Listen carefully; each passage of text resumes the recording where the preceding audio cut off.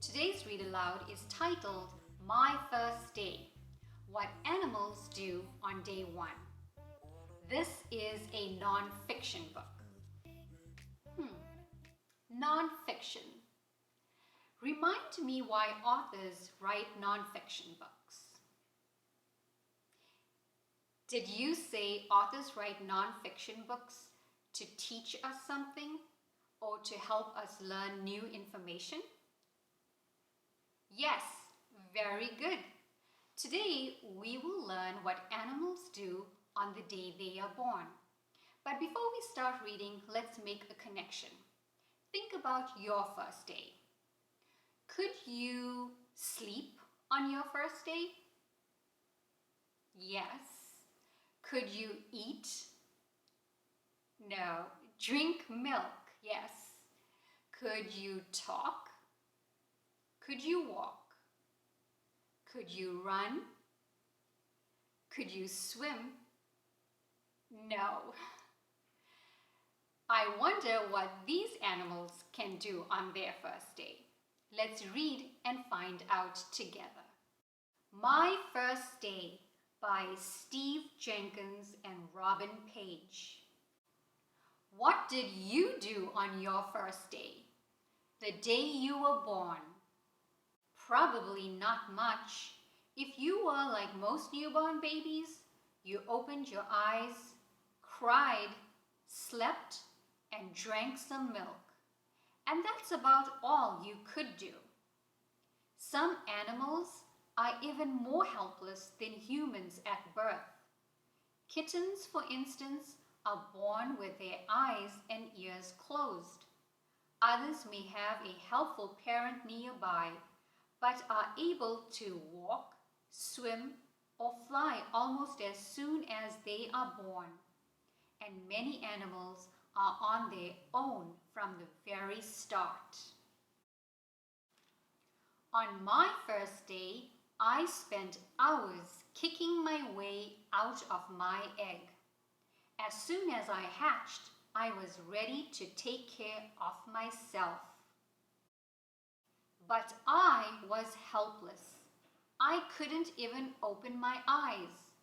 My mother cleaned me, fed me, and kept me safe.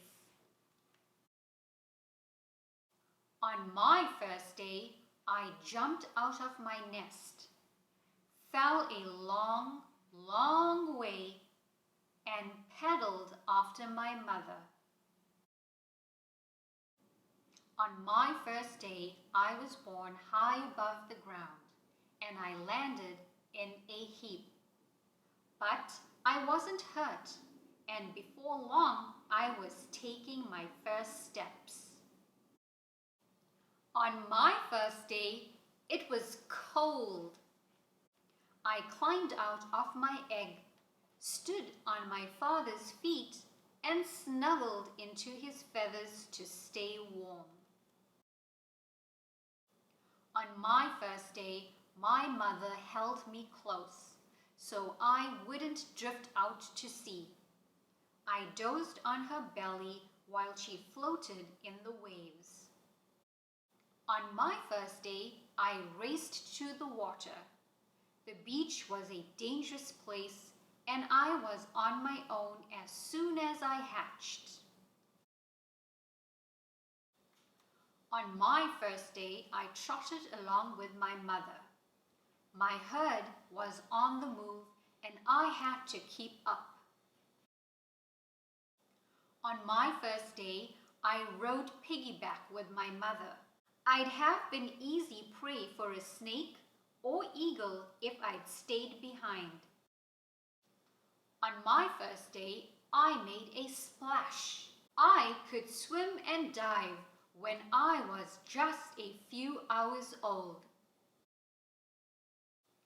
On my first day, my mother memorized the pattern of my stripes.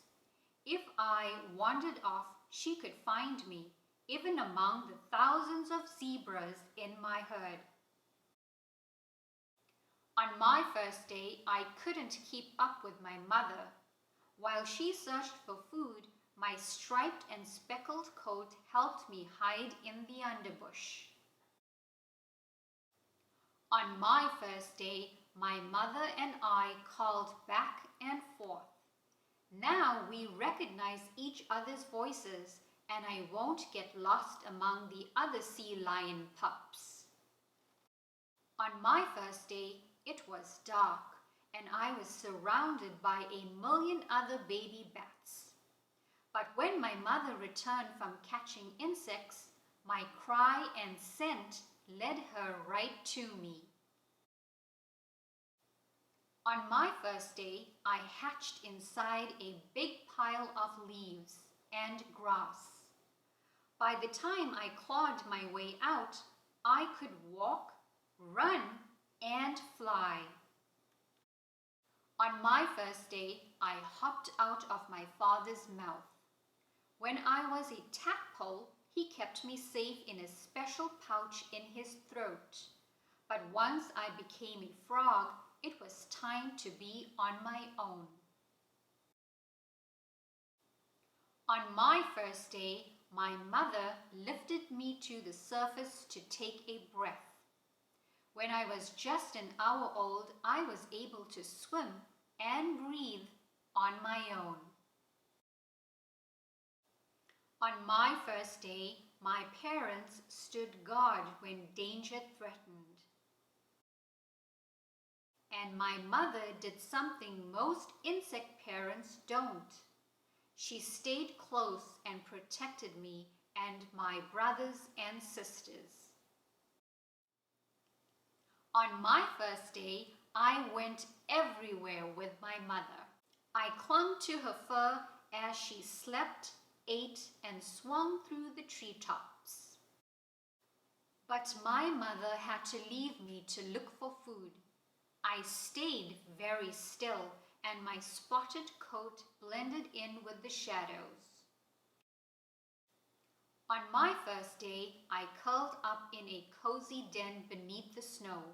I was safe and warm beside my mother, and soon I fell asleep. The end. This was a great book to learn about how these animal babies spent their first day. I hope you enjoyed this book. Thank you for listening. Until next time, take care and stay curious.